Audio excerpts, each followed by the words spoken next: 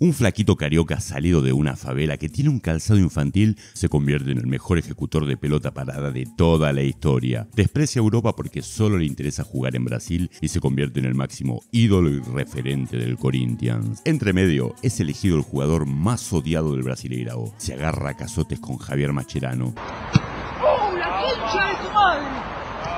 Se despide del fútbol jugando contra Huracán de Parque Patricios y es secuestrado, golpeado y obligado a mandar un video en cautiverio por el marido de la señora que se estaba trincando. Así que sentate y prendete un pucho, que hoy, en Cracks de los que no te hablan la Cobra Davo y el pelado de qué pelota Gerson, te contamos la historia de Pie de Ángel, Marcelinho Carioca. Antes eu pensava, felicidade era ter um carro bom, era ter muito dinheiro, era ter muitos amigos no mundo.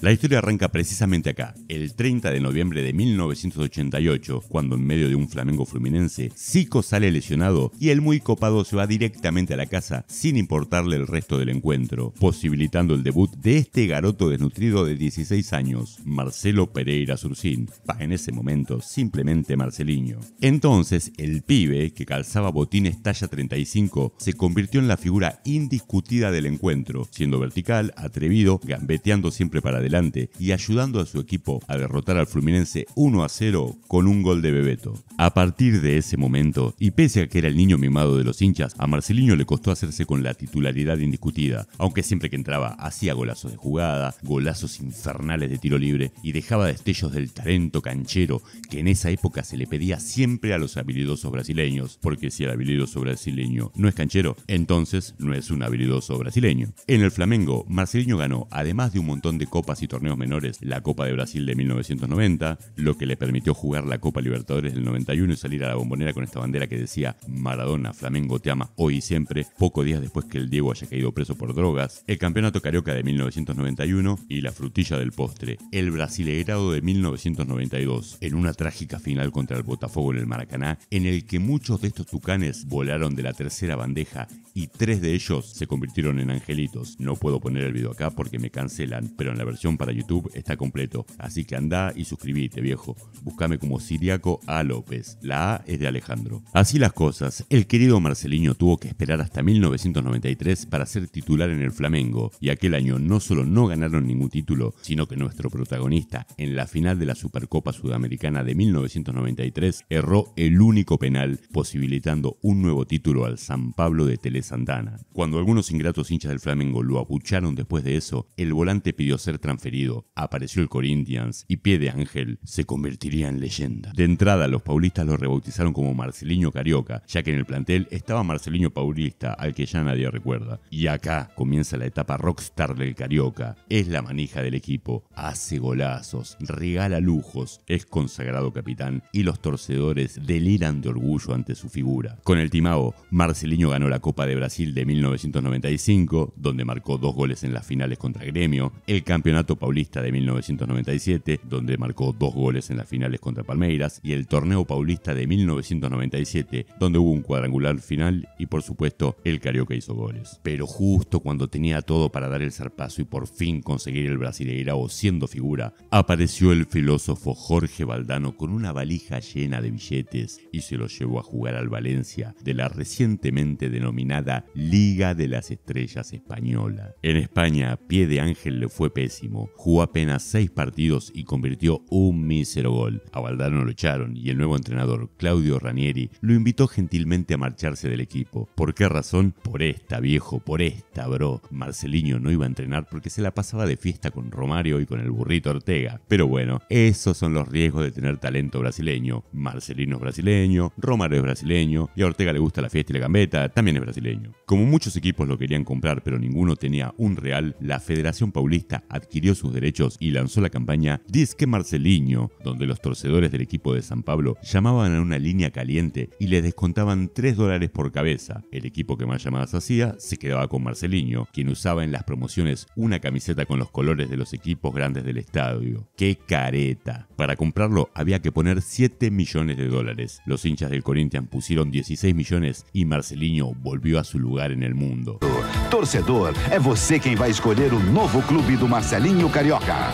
En esta segunda etapa, el volante ganó muchas copas y un estadual, pero lo más importante es que salió bicampeón del Brasileirao, siendo la figura indiscutida en un equipazo que contaba con Freddy Rincón, Ricardinho, Vampeta y Luisao, y que en el año 2000 ganó el primer mundial de clubes de la historia en aquella folclórica final contra Vasco da Gama y dejando en el camino al Real Madrid de Raúl, Redondo, Anelka, Hierro y Casillas. Marcelinho la tenía tan pero tan larga que junto a su compañero Amaral se unieron a un grupo musical tradicional brasileño y fueron al show de Yuya, haciendo que la reina de los bajitos casi se orine de la emoción.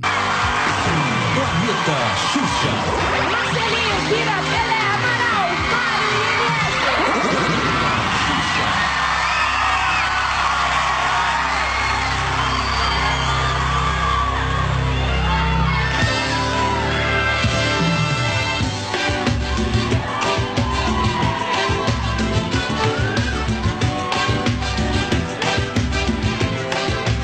Antes eu pensava, felicidade era ter um carro bom, era ter muito dinheiro, era ter muitos amigos no ¿Y con la selección qué onda, Marcelinho? Bueno, lo llamaron en el primer amistoso después del Mundial 94, victoria 2-0 sobre Yugoslavia. Lo llamaron en el primer amistoso después del Mundial 98, empate 1-1 con Yugoslavia, en donde hizo este gol de tiro libre. Jugó un amistoso contra Ecuador, en donde ganaron 5-1 y Pie de Ángel hizo este gol. Y por los puntos, apenas jugó 45 miserables minutos contra Perú como locales en las eliminatorias para Japón-Corea 2002. Eso es todo. La razón, superpoblación de talento, que no jugaba en Europa y bla bla bla bla. Bueno, los brazucas se lo perdieron. Lamentablemente, el final de esta etapa legendaria de Marcelinho arrancaría a culminar en la semifinal de la Copa Libertadores de 2000 frente al Palmeiras. Este duelo está considerado como el mejor enfrentamiento entre equipos brasileños en toda la historia de la Copa. En la final esperaba Boca y Pie de Ángel era considerado el mejor jugador del torneo, por encima de Román, por encima de Alex, por encima de todos. Pero a nuestro protagonista le atajaron el último penal en la serie y fue finalmente Palmeiras quien se enfrentó y perdió con los Ceneices. A principios de 2001, Marcelinho se peleó con la otra figura, Ricardinho, y también con el entrenador Vanderlei Luxemburgo, y el carioca ya treintañero se marchó recaliente para iniciar un derrotero por el Santos, el Cerezo Osaka de Japón, el Vasco da Gama, el Al Nassr de Arabia antes de Cristiano, el Ajaccio de Francia y el humilde brasiliense. Marcelinho, que regalaba cada vez menos genialidades, ya no daría vueltas olímpicas y daba la sensación de jugador acabado. Imprevistamente, a principios de 2006, recibe un llamado para retomar su romance con el Corinthians, ya que querían juntarlo con Carlos Tevez y con Javier Mascherano. Pero después de apenas 5 partidos, le rescindieron el contrato por pelearse en un entrenamiento con el jefecito, y como el club pensaba ganar mucho dinero con el argentino, tuvieron que elegir o Marcelinho o Mascherano, y eligieron al jefecito. ¿Ves? Hasta eso rompió Mascherano. ¡Qué tipo, Dios! ¡Oh, la concha de tu madre! Ya te voy a decir, la concha de tu madre. A vos te digo. Mamá, ¿qué? ¿Qué pasa, boludo? Dios, ¿qué pasa? Imagínate, ¿qué pasa? Calma. Calma. Eu não deu carinho aí.